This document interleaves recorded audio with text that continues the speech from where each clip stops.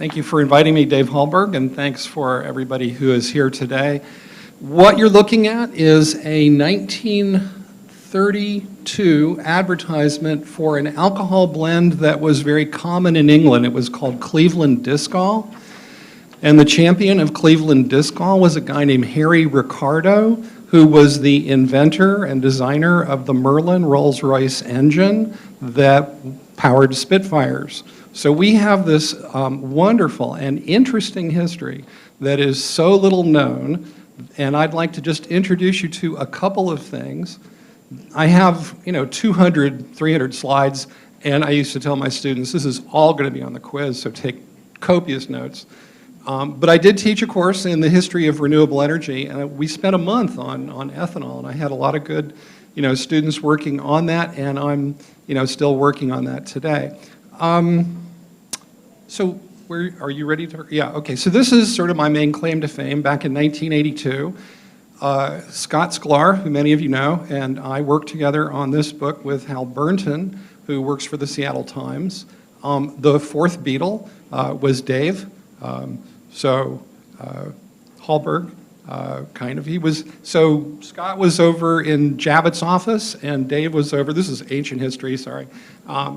Dave was over in Berkeley Bedell's office. And between the two of them and the press and another guy, who you'll see his picture in a minute, there was a considerable amount of momentum, and then out in the Midwest, people were remembering this history.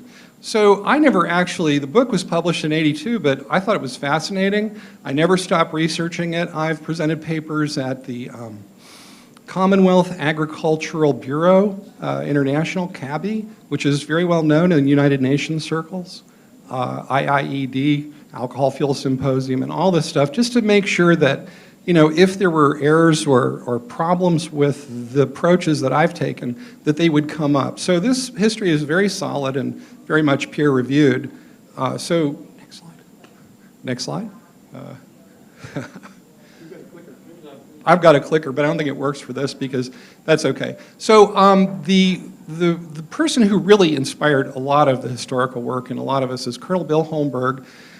He's no longer with us, but I just wanted to mention that I was sort of at a crossroads at one point in 90 or 91, and said, I don't know if I should go out to see this old GM archive on ethyl, leaded gasoline. And he said, go, hell, I just bought your airplane ticket, you better get out there. So he would call us up in the middle of the night and say, you know what, your country needs you.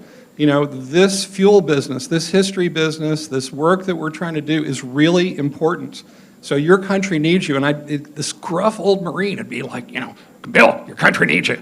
If that's even close, I don't know. But he's a wonderful guy. We all miss him. And this is the horse. This is the horse that Senator Worth was talking about. Yeah. And we miss him a lot. So, if you're going to be a historian, you have to sort of categorize things. So if you look at the history of biofuels, there's this period of illumination to about 1906 where the fuels have been, the sort of vegetable and animal fuels far predominated petroleum, and they were the early auto fuels. They were the basis of early auto fuels, and they were also there long before kerosene. So the idea that we were running out of whales and therefore kerosene came along to save the whales is actually a complete myth. There was a large number of choices of biofuels, and I have 20 slides on that. When we get to early auto fuels in 1906, they were very well aware that ethanol provided higher compression, much cleaner emissions. In Germany, there were alcohol-fueled locomotives around 1910 that were being used in the mines because the emissions characteristics were so much better. By the 1930s, we were looking at economic warfare and the giveaway of leaded gasoline by the oil industry and synthetic rubber being blocked in the US, which actually came from ethanol in the Midwest. So 3/4 of the tires that the Allies rolled into Normandy on were made from Midwestern grain. The Midwestern grain industry saved the war effort. That is not an exaggeration, and this needs to be known.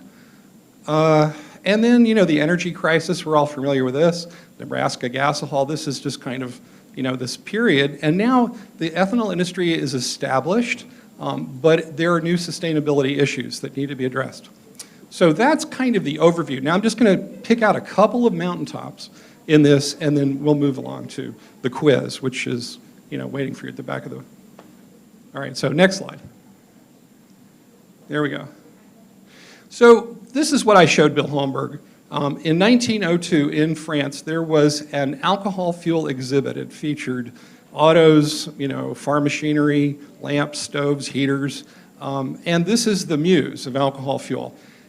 And what she represents is the marriage of industry and agriculture, the hope that industrial technology could be civilized enough to work hand in hand with agriculture. This was explicitly, exactly what they were trying to do in France. It was a little less poetic in Germany.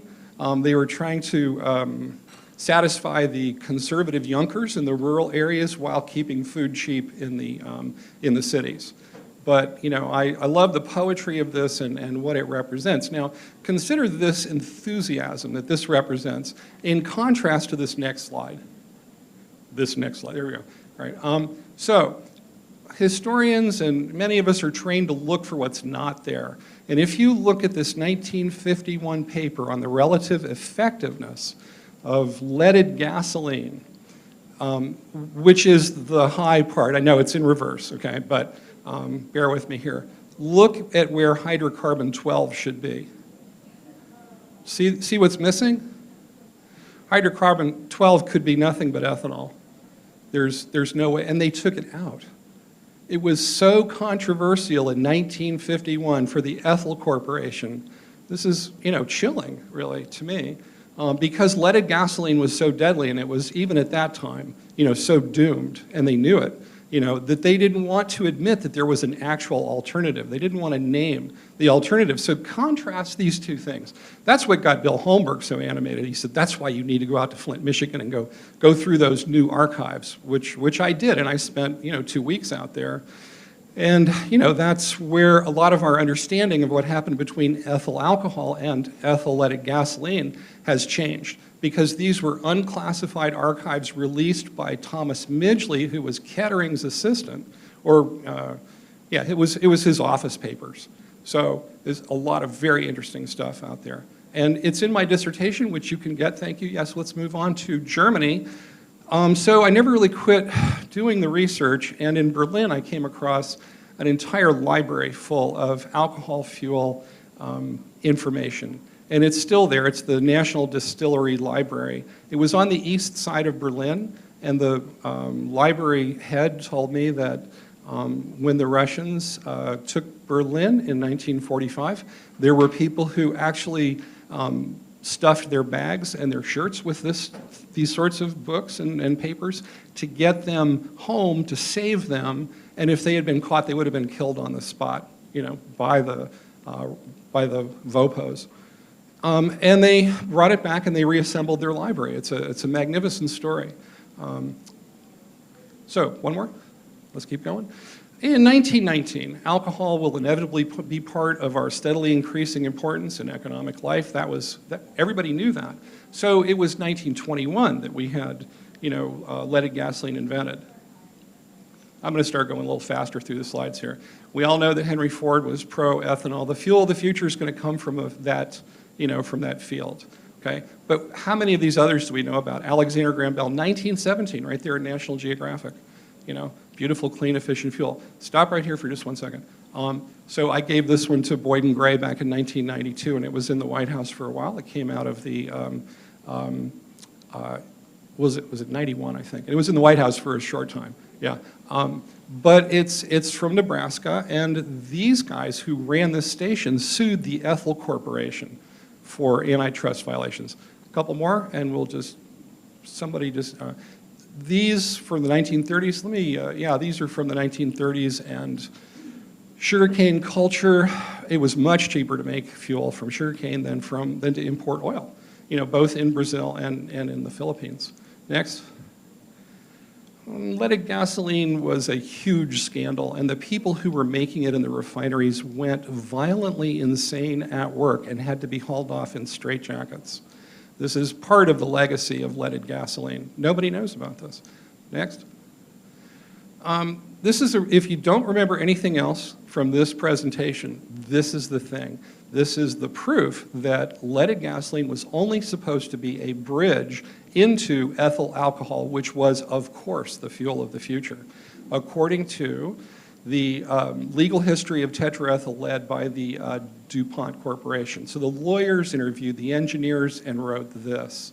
You know, when high compression engines came along and oil started to run out, they would still be able to make the transition to ethanol more quickly. So leaded gasoline was almost nothing in their view. It was just gonna be a blip.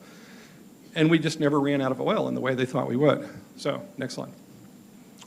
You need to know also that there's been a lot of discussion about this. This is 1952, a United Nations conference on what was called power alcohol. So I thought we were here at the UN Foundation. We ought to mention this. Next slide.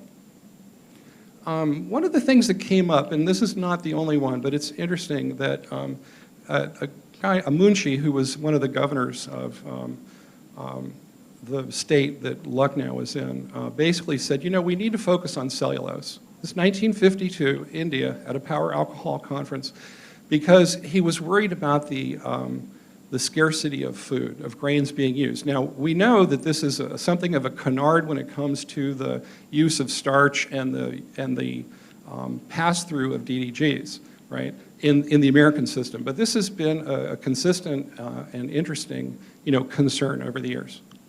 Next slide. And this is hard to read, but Brazil once stockpiled its sugar, but now it converts it into industrial alcohol. This is a cartoon from the 1950s out of the Chicago Tribune. And, you know, the bias aroused by the use of alcohol, this is one of Harry Ricardo's chemists for Discol for this 1930s winter blend that was supposed to, in England, replace leaded gasoline. Okay? And finally, quote from Scott Calar for a paper that I wrote on the international history of ethanol.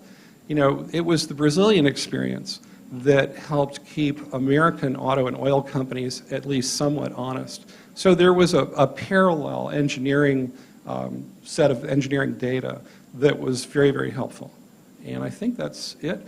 Yeah, the important thing is, when we talk about history, we have to think about social construction and not predetermined or path-determined you know, models. We have to think about what people need and not what, you know, businesses want. That has to be part of the equation. Vannevar Bush said it very clearly in 1949. It still applies today. Thank you so much.